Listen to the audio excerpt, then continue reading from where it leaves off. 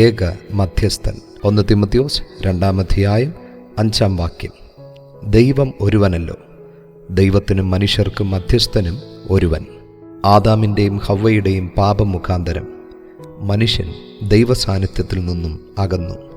പാപം ദൈവത്തിനും മനുഷ്യനും തമ്മിലുള്ള ബന്ധത്തിൽ വിള്ളലുണ്ടാക്കി.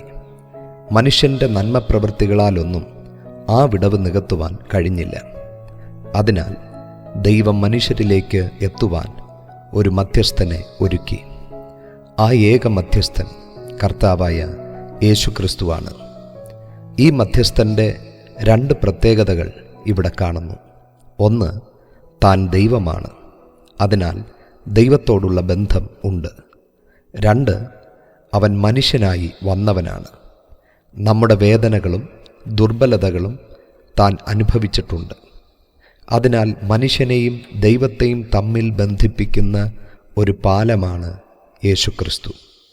യോഹന്നാൻ എഴുതിയ സുവിശേഷം 14:6 കർത്താവിലൂടെ അല്ലാതെ ആരും പിതാവിൻ്റെ അടുക്കലേക്ക് എത്തുന്നില്ല.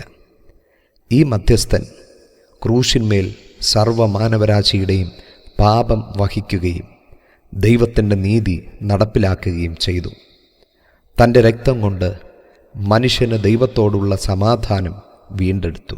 ഈ ലോകം എത്ര വഴികൾ കാണിച്ചാലും മനുഷ്യന് ദൈവത്വങ്കിലേക്ക് എത്തിച്ചേരുവാനുള്ള ഏക മധ്യസ്ഥൻ കർത്താവായ യേശുക്രിസ്തുവാണ്.